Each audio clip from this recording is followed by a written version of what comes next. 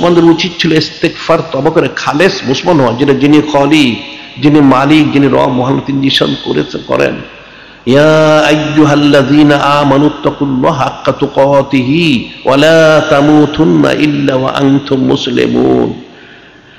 যিনি খলিক, যিনি মালিক, যিনি রব মহান আল্লাহ তিনি নিশান করেন, হে ঈমানদাররা তোমরা হাকিকি ভাবে যিনি খলিক, যিনি মালিক, রব মহান আল্লাহকে ভয় করো, তো ভয় করো, ওনাকে ভয় করার মতো ভয় করো। তোমরা ইন্তেকাল করো না মুসলমান না হয়ে, কিন্তু ইন্তেকাল না করে তো কেউ থাকতে পারবে না। কুল্লু নাফসিন যায়কাতুল মউত, প্রত্যেক নফসকে মৃত্যু স্বাদ গ্রহণ করতে হবে, বাঁচতে পারবে না।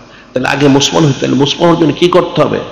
সম্মানিত কালামুল্লাহ শরীফ, সম্মানিত হাদিস শরীফ, সম্মানিত ইজমা শরীফ এবং সম্মানিত কিয়াস শরীফ ওর উপর ইস্তেকামত থাকতে হবে। সুবহানাল্লাহ।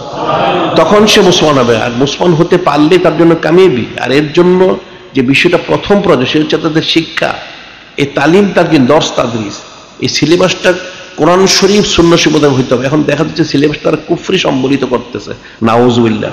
কিন্তু কোন মুসলমান কিন্তু প্রতিবাদ করে না, তারা সেটাই পড়ে যাচ্ছে আর সেটার উপরেই তারা আলোচনা করতেছে, নাউজুবিল্লাহ। কুফরি শরীকে যারা পড়বে এবং পড়াবে, যারা সম্মতি পড়বে, তারা প্রত্যেকটা কাফের হবে, নাউজুবিল্লাহ। এটা মনে রাখতে হবে। এটা কিন্তু সোজা বিষয় নয়। জমিনে অনেক প্রতারণা করে ধোঁকা দিয়ে চলতে পারবে, কিন্তু মৃত্যুর পরে কিন্তু কোনো ধোঁকা চলবে না। সেখানে যথাযথ তার জবাবদিহি করতে হবে। কবরে গেলে তাকে জিজ্ঞাসা করা হবে, আমার রব্বুকা, আমার নবী, আমার দীনুকা, তোমার রব কে, তোমার নবী রসুল কে, তোমার দিন কি? তখন সে কি বলবে? সে যদি আমল করে থাকে সে জবাব দিতে পারে। অন্য সে বলে হা হা লাদ্রি, হা হা লাদ্রি, হা হা লাদ্রি, আমি জানি না, আমি জানি না, নাউজুবিল্লাহ। তখন তার জন্য আযাব গজব কিন্তু তার জন্য ফরজ ওয়াজিব হয়ে যাবে, নাউজুবিল্লাহ।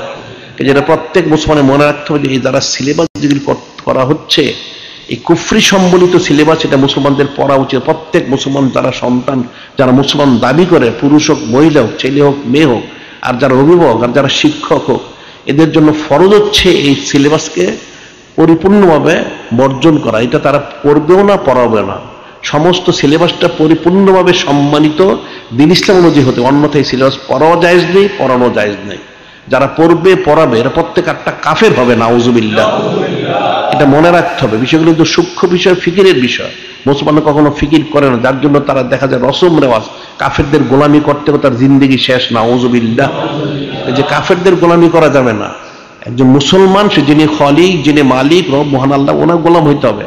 ওনার হাবিব নূরে মুজাসসাম হাবিবুল্লাহ হুজুর পাক সাল্লাল্লাহু ওনার গোলাম হইতে, তাহলে তার জন্য কাবিব, অন্যতে কোনো কাবিবই নেই। কাজী বিষয় কিন্তু বুঝতে হবে। এখন হযরত মুজাদ্দিদে আলফে সানির হতেন, দ্বিতীয় হাজারের মুজাদ্দিদ, বিষয়টা তো সোজা কথা না। তাহলে ওনার সাউনি মুড়ি মোয়ার, ওনার জীবন মুসলমান জানে না কেন? যেহেতু তারা পড়াশোনা করে না, একদিকে লেখাপড়া নেই, পড়াশোনা নেই, গণ্ড মূর্খ। আবার যাও স্কুল কলেজ মাদ্রাসায় পড়ে, সেখানেও সেটা নেই, নাউজুবিল্লাহ। তাহলে শিখবে কোথা থেকে? তাহলে সেই সিলেবাস এটা দেওয়া উচিত, তাহলে সে শিখতে পারবে।